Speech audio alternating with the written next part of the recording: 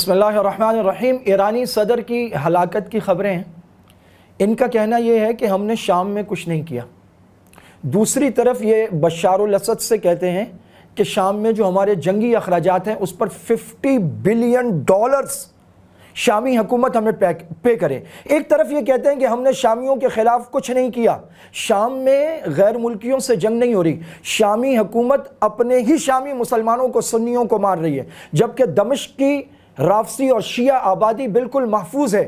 اگر تم نے کچھ نہیں کیا تو سنی علاقوں میں مٹھائی کیوں بٹ رہی ہے، خوشی کے شادیانے کیوں بج رہے ہیں، لوگ ایک دوسرے کو مبارکباد کیوں دے رہے ہیں، اور 7 بڑے بڑے آفیشلز ایرانی صدر سمیت مارے گئے۔ اس میں کوئی شک نہیں ہے کہ 2008-9 سے عرب اسپرنگ جو جاری ہے اس کے بعد سے کائنات کا سب سے بدترین ظلم شام میں روا رکھا گیا ہے۔ میں یہاں تک کہتا ہوں کہ شام کا ظلم فلسطین کے ظلم سے بھی بڑا ہے۔ ہاں، اس کا پیس ذرا سلو ہے، اس کی رفتار اتنی تیز نہیں ہے جتنے 7 مہینے میں یہاں ظلم ہو گیا ہے۔ ادروائز 15 سال ہو گئے شامی مسلمانوں کو بے دردی سے قتل کیا جا رہا ہے۔ اس میں ایران ملوث ہے، حزب اللہ ملوث ہے، اس میں زینبیون، اس میں فاطمیون دنیا بھر سے جمع کر کے لائے گئے گستاخان صحابہ اور یہ سارے کے سارے ٹیررسٹ اور دہشت گرد اس میں شامل ہیں۔ ان سب نے مل کر ایرانی سرمایہ اور ایرانی چھتر چھایا اور قاسم سلیمانی کی چھتری کے نیچے ٹریننگز حاصل کر کے اور لائیو میدان جنگ میں مسلمانوں کو قتل کر کر کے اپنے کمانڈو بنائے۔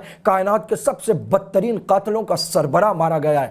یہ الگ بات ہے، وارث شاہ نے کہا تھا دشمن مرے تو خوشیاں نہ منائیے، سجنا بھی ایک دن مر جانا ہو، لیکن وہ دشمن جو عالم اسلام کا دشمن ہو، جو مسلمانوں کا قاتل ہو، جب وہ مرے اور وہ اتنا قابل گردانا جا رہا ہو کہ کہا جا رہا ہو کہ ان کا جو مذہبی رہنما آیت اللہ خامنائی، اس کے مرنے کے بعد رئیسی اس کی جگہ لینے والا تھا اور خامنائی کا بیٹا پیچھے ہونے جا رہا تھا، ایسے شخص کے مرنے پر بلا شک و شبہ خوشی ہونی چاہیے جس کی چھتر چھایا اور سرکردگی میں شام میں مسلمانوں کا بدترین قتل عام ہو رہا ہو۔ خس کم جہاں پاک۔